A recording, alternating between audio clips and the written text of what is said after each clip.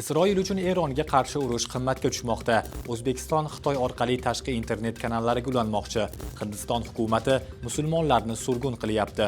Assalomu alaykum. Shu va boshqa xabarlar tafsiloti bilan jarayon ko'rsatuvi.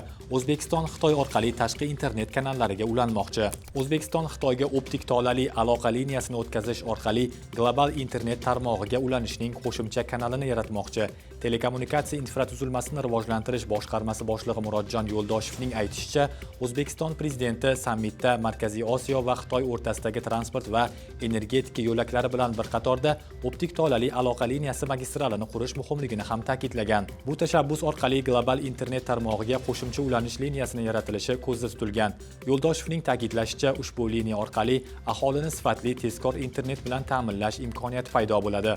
O'zbekiston o'zini jahon axborot makoni bilan yana bir optik tolali aloqa liniyasi bilan ta'minlaydi. Isroil uchun Eronga qarshi urush qimmatga tushmoqda. Eron bilan to'qnashuv Isroilga kuniga yuzlab million dollarga tushmoqda. Bu esa xorijdan yordam olinmagan taqdirda Yahudiy davlatining kelgusida jangovar harakatlar olib borish imkoniyatini sezilarli darajada pasaytiradi. The Wall Street Journal'ning yozishicha, Isroil kuniga 200 million dollargacha mablag'ni havo mudofaasiga sarflamoqda.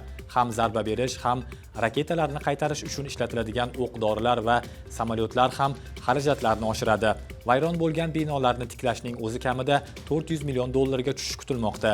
Mutaxassislarning hisob-kitoblariga ko'ra, Isroilning Eronga qarshi urushi kuniga taxminan 725 million dollarga tushmoqda. Bu raqam faqat bevosita harbiy xarajatlarni qamrab olgan. Turkiya va Italiya birgalikda dronlar ishlab chiqaradi. Turkiyaning uchuvchisiz uchoqlar ishlab chiqaruvchi Baykar kompaniyasi va Italiyaning mudofaa giganti Leonardo o'zaro qo'shma korxona tashkil etishga kelishib olishdi. Shartnoma Rimda Leonardo bosh direktori Roberto Cingolani hamda Baykar raisi Seljuk Bayraktar tomonidan imzolangan. Leonardoning so'zlariga ko'ra, Italiyada joylashgan qo'shma korxona dron tizimlarini ishlab chiqaradi va bevosita xizmat ko'rsatadi. Maqsad ushbu sohadagi ilg'or turk ishlanmalarini Italiyaning yuqori texnologik standartlari bilan birlashtirish ekani aytilmoqda. Cingolani aytishicha, Yevropa ayniqsa hozirgi qiyin sharoitda bunday texnologiyalarga juda muhtoj. Kelishuv shartlariga ko'ra, Leonardo va Baykar birgalikda o'z mahsulotlarini nafaqat Yevropada, balki xalqaro bozorlarga ham chiqaradi. AQSh talabalar uchun vizani qayta tikladi, faqat sharti bor. AQSh davlat departamenti talabalarga viza berish jarayonini qayta tikladi. Ushbu jarayon may oyida to'xtatilgan edi. Faqat bundan keyin AQShda o'qishni xohlaganlardan o'zlari foydalanadigan ijtimoiy tarmoqlarni kuzatishga rozilik talab qilinadi.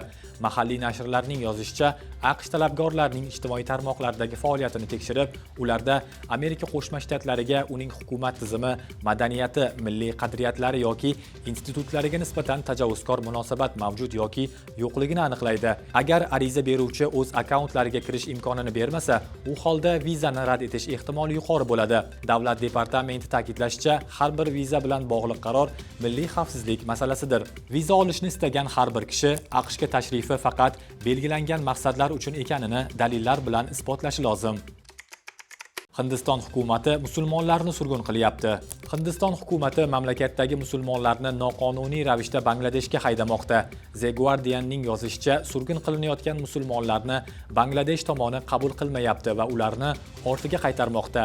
Huquqni muhofaza qiluvchi tashkilotlarga ko'ra, so'nggi haftalarda Hind politsiyasi minglab odamlarni, asosan musulmonlarni Bangladeshdan noqonuniy ravishda Hindistonga kirganlikda gumon qilib hibsga olgan. Ko'pincha ularning huquqiy himoyasi ta'minlanmagan va islom diniga e'tiqod qiluvchilar mamlakatdan chiqarib yuborilgan.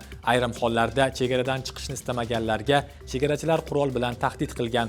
Bangladesh esa shunga o'xshash 200 nafarga yaqin hindistonlikni o'z yurtiga qaytarib yuborgan. Hindiston fuqarolari orasida uzoq va qiyin yo'lni bosib o'tib, o'z uyiga qaytganlari ham bor.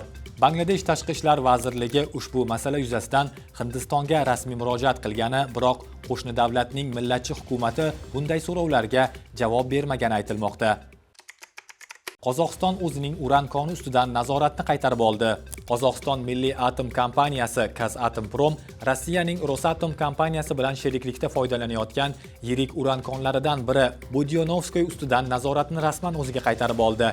FNB Samrud Kazina jamg'armasining hisobotida keltirilishicha, endilikda kon faoliyati ustidan nazorat Qozog'istonga o'tgan.